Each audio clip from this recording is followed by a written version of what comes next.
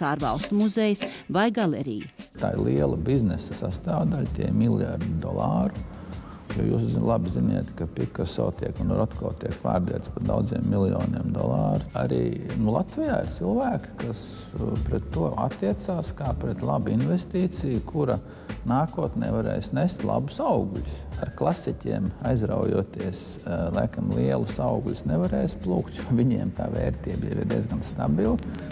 Un tas pieaugums, man liekas, nevarētu būt tik liels, bet tas, par jauniem māksliniekiem noteikti, ja kāds tagad sāktu viņus iegādāties un trāpītu uz to mākslinieku, kuram būs izaugsme liela un perspektīva, tad viņš būs vinnējis noteikti. Visrūpīgāk atlasītais un mākslas zinātnieku izvērtētais krājums, kas pēc ieceres nākotnē veidos Latvijas laikmetīgās mākslas muzeja kolekcijas kodolu, pērn nodots Latvijas Nacionālās mākslas muzeja pāraudzībā.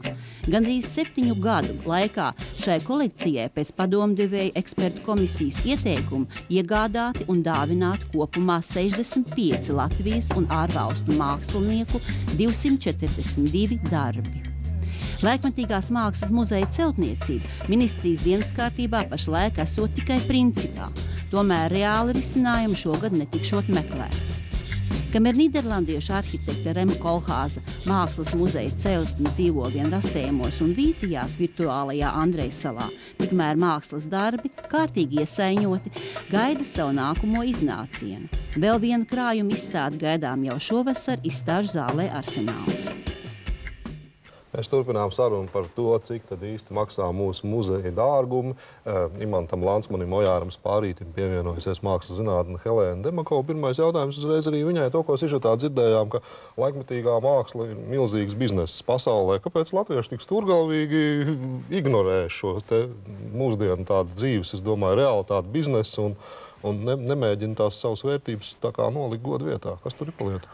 Tā jau īsti nav. Tomēr šī starptautiskā eksperta komisija strādā no 2005. gada. Es arī no pašiem pirmsākumiem un diezgan daudz jau ir iegādāts.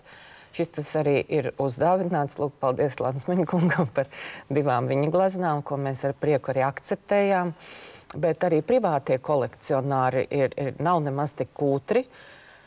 Un tas, ko Zuzāna kungs tikko minēja, ja trāpa desmitniekā, ja ir sajūta pareizā, tad var kļūt par lielu ieguvēju. Piemēram, mūsu jaunā gleznotāja, kurš man personīgi savas stilistikas dēļ ir ļoti tūs, Ērika Apaļā darbi šobrīd starptautiskajā vidē iegūst ar vien lielāku cenu. Viņi pārstāv ļoti ievērojumu Hamburgas galeriju.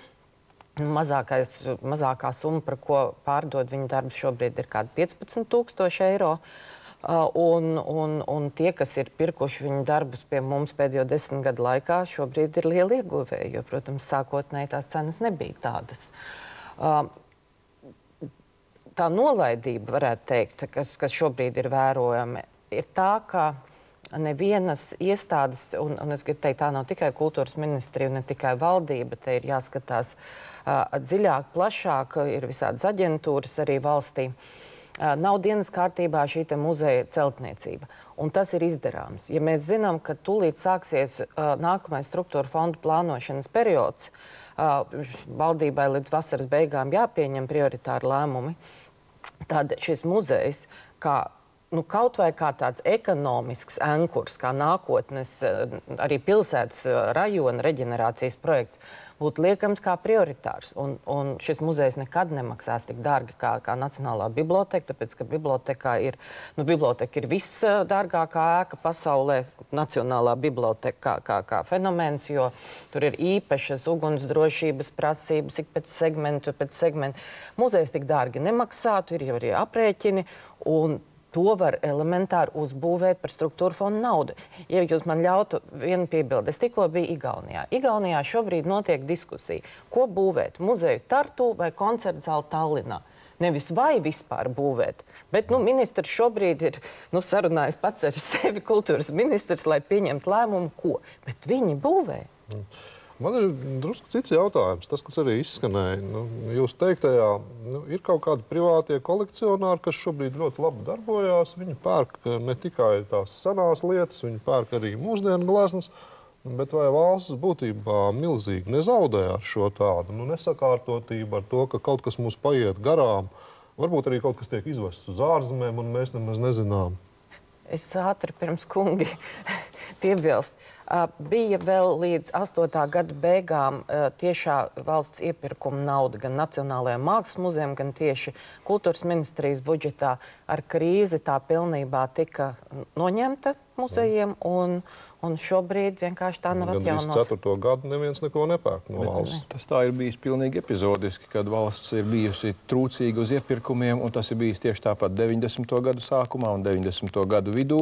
Un šī te labklājība, protams, reizē atspoguļojas muzeja kolekcijās, kuri 10 gadi izkrīt un kura 10 gadi ir kaut kādā mērā pārstāvēta. Un lūk, vienīgā cerība ir savā veidā, ka Marka Rotko oriģināli darbi pēc Daugavpils Rotko centra atklāšanas tur veidos savā veidā kā tādu kodolu, un droši vien, ka uz šī fona tad arī varēs eksponēties latviešu mākslinieku darbi, un viņu cena savā veidā iegūs mārketinga fonu, un droši vien, kad arī tiks izspēlēta pasaules tirgos kā mūsu vērtība. Nepieklājīgs jautājums, vai būs nauda, par ko apdrošināt šos Marka Rotko darbus. To izdarīs viņa radinieki droši vien. Droši vien. Bet, ja tā paskatās, man liekas, tā ir milzīga problēma, Lansmaņa kungs. Teiksim arī, taču jūsu kolēģi darbi, viņi kaut kur viena daļa pazūda. Zinu, Maija Tabaka šeit bija studijā, teica, cik viņai apmēram 30 gleznas ir pazudušas laikam vienkārši. Jā, tas bija tajā laikā, kad vajadzēja izdzīvot un kad bija ar mieru mākslinieku pārdot par jebkādām summām, lai kaut ko nopelnītu. Bet tas, protams, izšķērdīja ļoti, ļoti daudz labu darbu pa pasauli.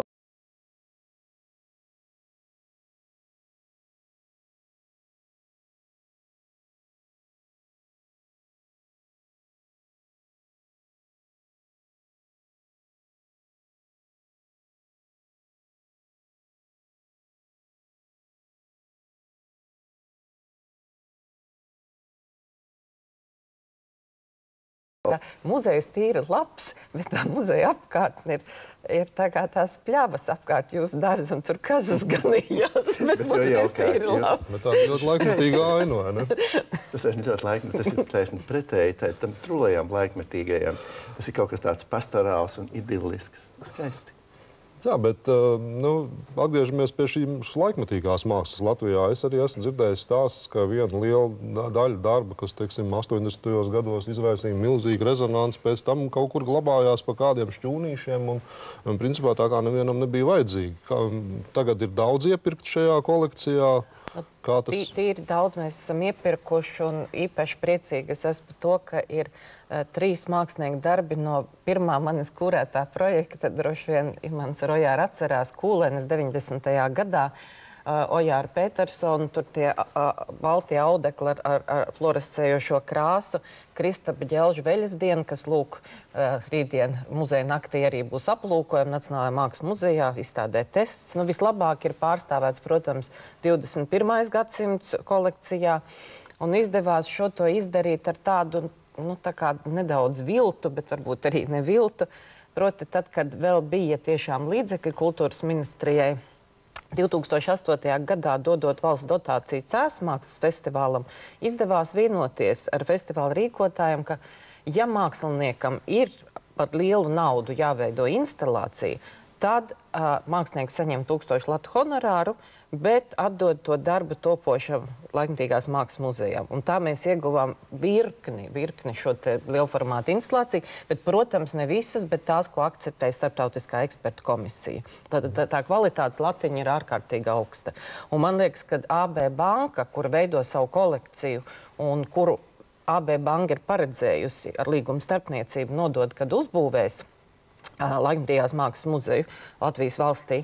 Viņi ir liels ieguvējs, jo šī starptautiskā ekspertu komisija tātad būtībā strādā uz vienu privātu banku un veido viņai ļoti prestižu, augstu profesionālu šo te kolekciju. Šis, laikam, ir piemērs, kad privātā struktūra palīdz valstī, vai ne? Bet kā ir tas viss kopumā, teiksim, ir šīs privātās izsoles, tur kaut kas tiek pārdots, kaut kas tiek vests uz ārzemēm, vai ir kāds mehānisms, kas to reāli kontrolē, un vispār, vai mums viss skaidrs, kas aiziet privātajās kolekcijās, kas tur glabājās? Gribu sacīt, ka šo mehānismu teiksim, kontrolē tirgus, un tas viss tiek mēģināts pārbaudīt uz reālo tirgu. Mēs jūtam, kādas ir likvidās vērtības, pa cik tirgu apgrozās purvīša glezna un kāda ir tās likviditāte. Kāda ir likviditāte kalnrozēm vai Kārļa Sūniņa akvarelim. Un beigās tad, lūk, te jau arī parādās tas moments, kur latviešu mūsdienu modernās mākslas labi paraugi aiziet tāpēc uz Vāciju, vai kā Normunda Brasliņa darbi ir, kā saka, nokontraktēti, un visi, man liekas, aizceļ jau uz Dienvidu Koreju, kur viņi tiek pārdoti arī par labu naudu, bet Latvijas muzejiem viņi netiek. Labākā gadījumā šos darbus spēja pārpirkt kāds privātais kolekcionārs, un privātie kolekcionāri vai korporatīvās kolekcijas, kas veidojas banku paspārnē vai kāda cita uzņēmuma paspārnē, diemžēl būs tās, kuras nākotnē reprezentēs kādu Latvijas kultūras periodu ar viņa labākajiem, ja vismaz no izvešanas paglabātajiem, saglābtajiem darbiem. Latvija kā maza valsts piedāvā citu